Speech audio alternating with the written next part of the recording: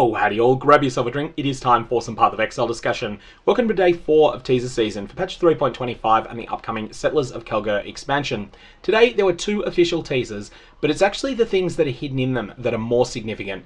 We've got quality of life changes, we've got quality changes, we've got life changes, and we've also got base defenses changes which don't quite fit into that theme, but they're still something that people will probably like. So, the first thing that needs to be said is that a lot of these videos have subtle dead totems in them.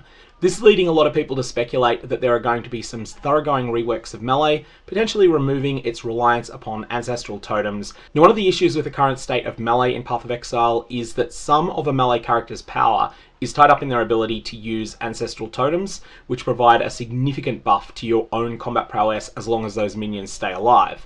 Firstly, those minions don't stay alive. Secondly, summoning them mid-combat can be unpleasant. But third, probably most significant, and the reason that these are most hated, the action of summoning one of those totems necessitates that you stop attacking, and when you stop attacking, you stop leeching.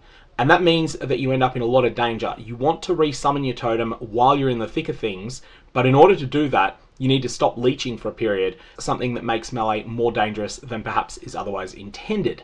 And that's something that may well be getting adjusted in this patch. The other piece of evidence, as well as the dead totems hidden in the videos, is that in the day 2 video, which was the Harvest Quality of Life change, there are no Melee totems being used. This is an extremely odd choice for a character that is playing a Cyclone-based build at endgame, and especially against Harvest, where you've got all the time in the world in order to summon those totems, and you know the encounter is going to be of above average difficulty for the area. So, if they're not using them there, they're probably not using them at all, and at the moment, that's a very unusual choice for a Melee-based character to make. That's some of the evidence for a potential major rework there. Now that's all circumstantial evidence, so let's look at the things that have been officially announced that we know for sure. So there was an entire video that was made by the PathOfExile YouTube channel outlining what looks like a very minor change to item quality. Now what this is going to mean is that the number of blacksmith whetstones and the number of armorer's scraps that you need in order to max out quality on a piece of armor or a weapon is going to vary a lot with the item level of the item that you're applying it to. So this is going to be 2% if you're applying it to an item level 78 item, and it's going to be 20% on very low level items. However, it's going to be 1% universally on uniques. There is no information as to what's happening with catalysts at the moment. All we know so far is what's happening for the 3 most basic quality items: armorer's scraps, blacksmith whetstones, and cartographer's chisels. Chisels do something a little bit different. They're going to be based upon the map tier, and you're going to get 20% quality on white maps, 10% quality on yellow tier maps, and 5% quality on red tier maps. And this will be independent of whether the map in question is scoured, is a magic item, or is a rare item. Now there's also something really odd here with the wording of red tier or above. At present, I don't believe there are any circumstances in which you can apply a cartographer's chisel to a tier 17 map to modify its quality. Maybe that is changing in patch 3.25. That could mean that there are changes to Valdo maps, but probably more likely it's representing changes that could be made to tier 17 maps. However, that is a pretty small change. The real change is what's hidden inside this. So, let's have a look at some of the mods that are found on Wrathspan, the stealth boots that are shown in this video. This has 30% increased evasion rating and 121 maximum life. Now, a quick recap, the mods that are available will increase life on boots at the moment. There is a mod that provides flat life. This hard caps at 89 in the current state of the game. Then there is a second family of mods that provide up to 28 life and that will also provide a flat increase to evasion rating. But you'll notice that there is no flat increase to evasion rating on these boots. That means that this is not an item that can currently roll. There is currently a percentage increased evasion rating, and what it looks like has happened is one of two things. Either there has been an increase in the maximum tier of life on boots, and it can now go all the way up to 121, or there is a new category of mods that will provide percentage increased local defenses and life as a hybrid mod, and that this can go to at least 32. Or alternately, it could be some combination where you might have, say, 99 is the maximum life on these boots, and then there's 22 as part of a hybrid mod. Whatever the case, Wrathspan has more life than you can get on boots in the current state of the game. Currently, you cannot roll more than 117 via any means, and if you did roll 117 on boots, it would also have flat evasion rating, which this item does not have. That's the smaller of the two things that's hidden. Let's have a look at the new base, Nightweave Robe. This has an energy shield range, a Sacred Orb roll, from 227 ranging up to 260. Contrast this to the Vaal Regalia, the currently highest energy shield item in the game, which caps out at 197 if it's sacred or perfect. Also note the very, very high intelligence requirement and the very high level requirement on the Nightweave robe as well. Using this new base in conjunction with crystallized omniscience is not going to be easy. Not impossible, but it's not going to be easy. So it looks like there are entire new tiers of defensive armors that are being added to the game, definitely for pure intelligence, but presumably for all 6 types as well. We may see something superior to the Zodiac Leather, the Glorious Plate, and all of the other top tier bases at the moment. I think it'd be really interesting if there's a few different choices here.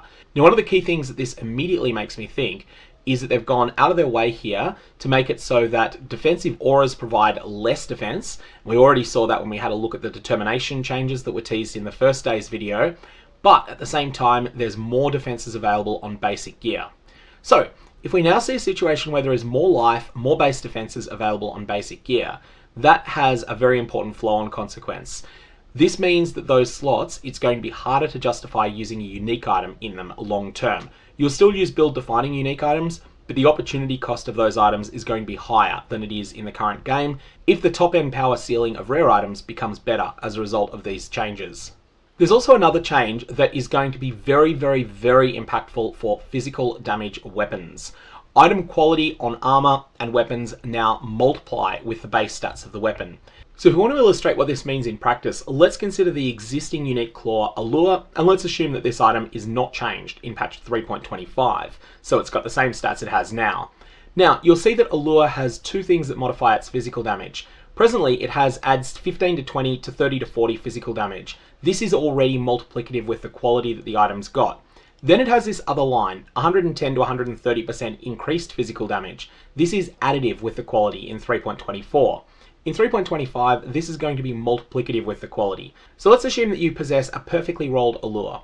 In the present game, 3.24, the 130% increased physical damage will be added to the 20% quality to provide 150% increased physical damage. You're going to do 2.5 base damage, and that base damage is going to be modified by this 20 to 40 physical damage that you've got here.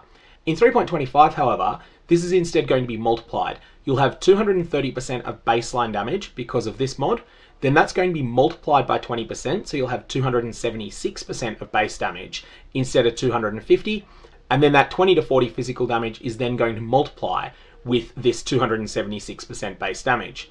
In short, this is going to be a considerable buff to any physical damage weapon that has a percentage increase to physical damage on it, and it's going to be better the larger that percentage increase is. Which is certainly interesting on items that have extreme outlier high values for this stat, such as Starforge.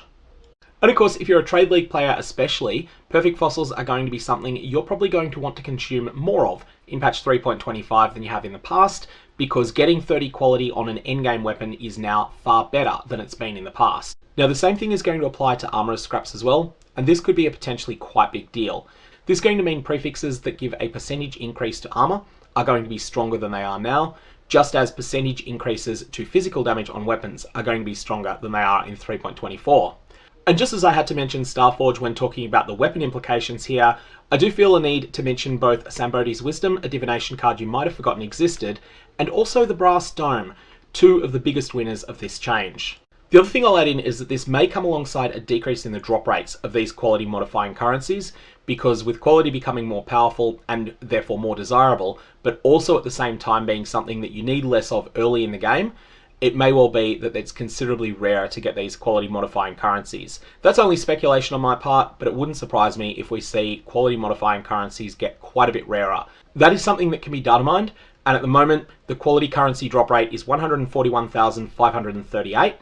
If that number changes substantially in patch 3.25, that's going to have some flow-on effects. Most significant, though, of those flow-on effects will be that it will mean GCPs will be rarer and potentially quite a bit more valuable. Although if that is not Grinding Gear Games' intention, they can always change the drop rate we can't data mine, which is how likely you are to get a GCP once it's given that you've got a quality currency. And then in that case, GCPs will stay about where they are now, or realistically, anywhere that Grinding Gear Games decide is for the best for the game if they go.